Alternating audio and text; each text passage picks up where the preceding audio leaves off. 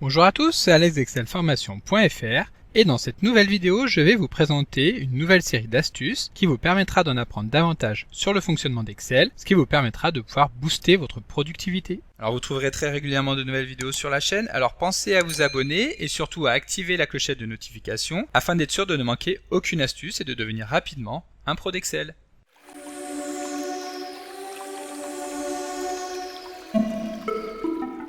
Si vous souhaitez obtenir des centaines d'autres astuces pour devenir plus performant sur Excel, vous pouvez télécharger le livre offert sur excelformation.fr en suivant le lien disponible dans la description de la vidéo. Savez-vous comment figer automatiquement une référence dans une cellule Excel? Lorsque nous souhaitons répéter une formule sur plusieurs cellules, nous pouvons utiliser la poignée de recopie en plaçant tout simplement le curseur de la souris en bas à droite de la cellule et en le faisant glisser tout en maintenant le bouton enfoncé. À ce moment-là, Excel va automatiquement dupliquer la formule, ce qui permettra de la voir sur toute la colonne. En revanche, lorsque la formule que nous allons vouloir dupliquer contient une référence à une cellule unique, qui ne fait donc pas partie du tableau, donc comme c'est le cas ici, où nous voulons calculer le montant hors taxe des ventes en utilisant la référence à la cellule H7. Si nous décidons d'étendre la formule comme nous venons de le faire, alors automatiquement les résultats seront erronés, étant donné que si nous regardons le résultat d'une cellule, nous allons pouvoir voir que plutôt que d'utiliser la cellule H7 qui contient donc le taux de TVA, Excel va utiliser la cellule H12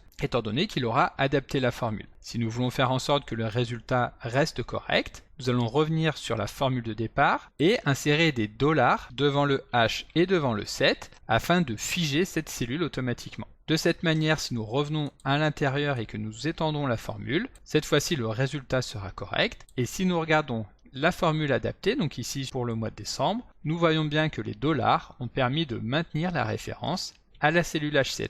Pour information, sachez qu'il est possible de mettre en place automatiquement ces dollars en appuyant sur la touche F4 du clavier. Savez-vous comment comparer rapidement deux listes afin d'identifier les doublons? Pour savoir rapidement si une valeur se trouve dans deux listes données, nous pouvons utiliser la fonction nb.si. Ici par exemple, nous avons deux listes contenant donc une liste de pays 1 et une liste de pays 2 et nous allons vouloir savoir si le pays que nous retrouvons dans la liste 2 se retrouve à un endroit donné dans la liste 1. Pour cela, nous appelons donc la fonction nbsi qui va nous permettre d'identifier si dans une plage donnée, donc ici la liste des pays 1 se retrouve ici sur la ligne du pays 2.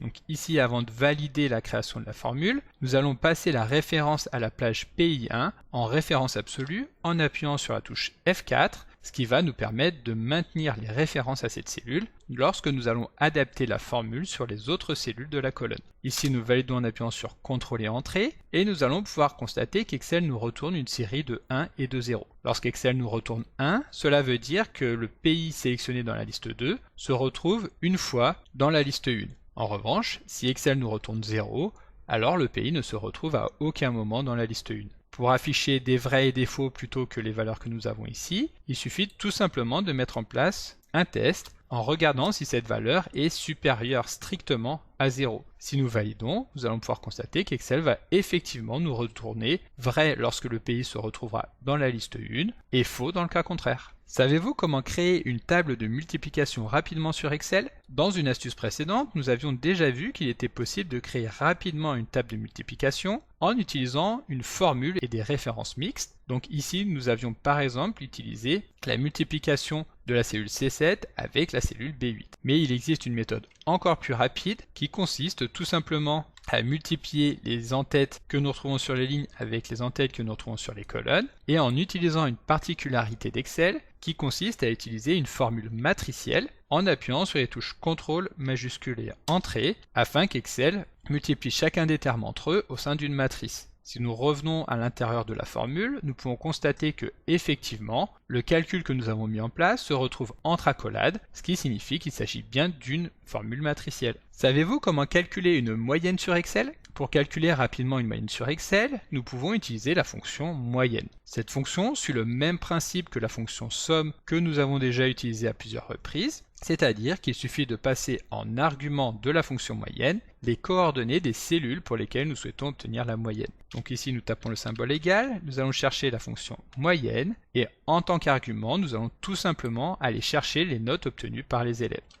Lorsque nous validons, Excel nous informe donc que la moyenne de la classe est de 12,25. Savez-vous comment garder systématiquement les titres de colonnes affichés à l'écran? Lorsque nous travaillons sur de grands tableaux Excel, il peut parfois être utile de conserver les titres de colonnes toujours présents à l'écran pour identifier facilement les différentes informations. Pour cela, c'est très simple, il suffit de sélectionner la ligne située juste en dessous des titres. Il s'agit ici de la ligne 7 et de nous rendre dans le menu Affichage afin de dérouler le menu Figer les volets et de cliquer sur Figer les volets. À ce moment-là, lorsque nous allons faire scroller notre feuille vers le bas, comme vous pourrez le constater, les en-têtes de colonnes seront toujours affichées. Savez-vous comment faire apparaître immédiatement les formules d'une cellule? Pour faire apparaître immédiatement une formule contenue dans une cellule, nous pouvons tout simplement utiliser la fonction formule texte dans laquelle nous allons spécifier en tant que référence la cellule pour laquelle nous voulons extraire la formule. Cela étant fait, nous validons en appuyant sur CTRL et Entrée afin de valider la formule sur l'ensemble des cellules sélectionnées et de cette manière nous trouverons immédiatement les formules qui correspondent à la cellule située juste à gauche. Savez-vous comment créer une liste à puces dans Excel? Pour créer automatiquement une liste à puces dans Excel, nous pouvons mettre en place un format personnalisé. Pour cela, nous commençons par sélectionner les cellules pour lesquelles nous voulons mettre en place ce format personnalisé, puis nous effectuons un clic droit afin de cliquer sur Format de cellule. Dans la catégorie Personnalisé,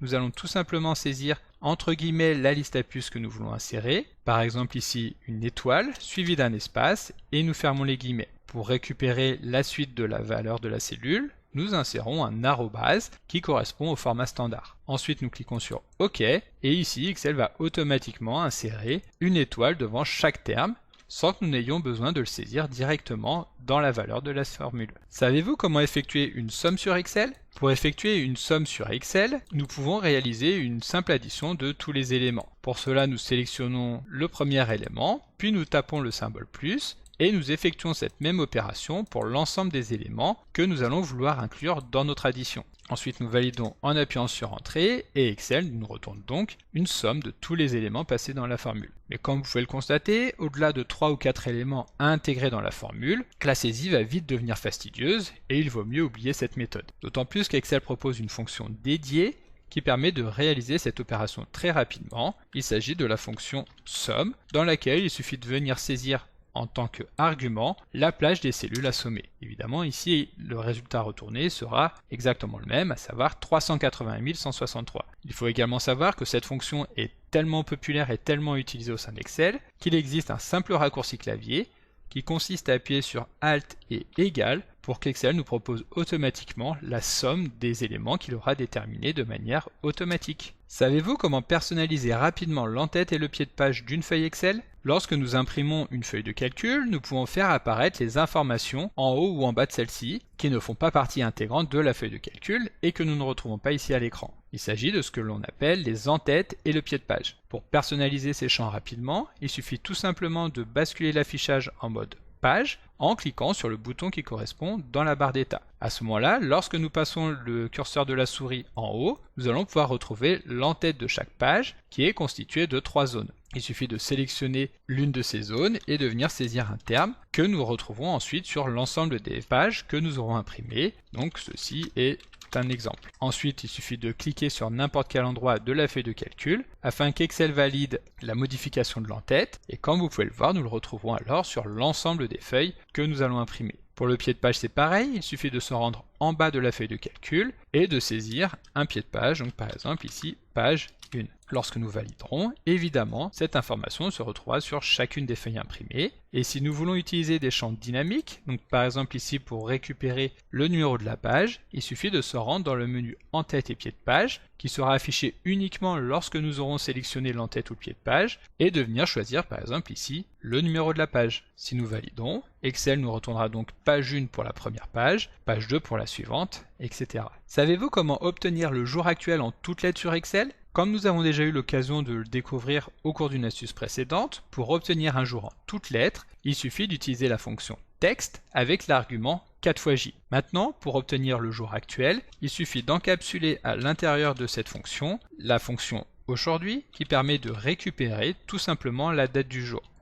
Donc ici, texte de aujourd'hui, formaté avec 4J que nous venons saisir entre guillemets. Ensuite, nous validons et Excel nous retournera donc le jour actuel en toutes lettres, à savoir que ici, nous sommes le mercredi. Savez-vous comment saisir une série de dates rapidement sur Excel? Pour remplacer rapidement une série de dates sur Excel, il suffit de saisir la première date dans une cellule, puis d'utiliser la poignée de recopie, donc en plaçant le curseur de la souris en bas à droite de la cellule et en déroulant cette poignée de recopie en utilisant le bouton droit de la souris. Lorsque nous relâchons ce bouton, Excel nous affiche une fenêtre afin de sélectionner le pack que nous voulons utiliser, et si nous voulons que les dates aillent de mois en mois, nous cliquons sur incrémenter les mois. Pour incrémenter les dates en fonction des années, nous sélectionnons incrémenter les années, et si nous voulons mettre en place une incrémentation uniquement des jours de la semaine, ce qui exclura donc les week-ends, nous choisissons incrémenter les jours de la semaine. Savez-vous comment créer une formule sur Excel? Pour créer une formule sur Excel, il faut impérativement commencer celle-ci par le symbole égal. Ensuite, cette formule peut être très simple. Donc par exemple, nous pouvons vouloir additionner 4 fois le chiffre 1. Lorsque nous validons, Excel va nous retourner la valeur 4. Donc ici, nous avons utilisé une constante, à savoir le chiffre 1, mais nous pourrions tout à fait récupérer le résultat contenu dans une cellule. Pour cela, nous tapons une fois encore le symbole égal, et nous allons récupérer les différentes valeurs contenues dans des cellules en les séparant tout simplement par l'opérateur plus. Si nous validons ici, Excel va nous informer que les 4 pays que nous retrouvons ici sont peuplés de 257 millions d'habitants. Nous pouvons également utiliser une fonction, ce qui permettra d'aller encore beaucoup plus vite, telle que la fonction somme. Donc somme des 4 cellules que nous avons ici, qui nous retournera bien entendu exactement le même résultat. Nous pouvons même combiner les deux, à savoir utiliser une fonction qui va permettre de récupérer la somme contenue dans une page de cellules, que nous diviserons par une constante, à savoir 4, ce qui nous permettra d'obtenir la moyenne du nombre d'habitants de ces 4 pays. Savez-vous comment redimensionner rapidement toutes les colonnes et les lignes d'une feuille de calcul? Lorsque nous avons une feuille de calcul dans laquelle les données ne sont pas directement lisibles, nous allons devoir redimensionner la taille des cellules, qu'il s'agisse des lignes ou des colonnes. Soit nous effectuons ce redimensionnement à la main, en sélectionnant cellule après cellule, et en agrandissant donc ici la hauteur des lignes. Soit nous pouvons utiliser la hauteur automatique ligne par ligne, soit si nous voulons aller encore plus vite, il suffit de sélectionner le bouton que nous retrouvons en haut à gauche au niveau de l'intersection des en-têtes, afin de sélectionner toutes les lignes de la feuille de calcul et de double-cliquer à l'intersection ici de la hauteur de 2 lignes, ce qui permettra d'adapter automatiquement la hauteur de toutes les lignes de la feuille de calcul, et nous pourrons effectuer la même opération pour la largeur des colonnes afin que toutes les données soient lisibles avec une adaptation automatique de la taille des cellules. Savez-vous comment afficher immédiatement toutes les formules contenues dans une feuille de calcul? Pour afficher immédiatement toutes les formules contenues dans une feuille de calcul, c'est très simple. Il suffit tout simplement d'utiliser le raccourci clavier CTRL et double guillemets. De cette manière, Excel va nous afficher les formules comme nous pouvons le voir actuellement à l'écran, mais en plus de cela, il va automatiquement doubler la largeur de toutes les colonnes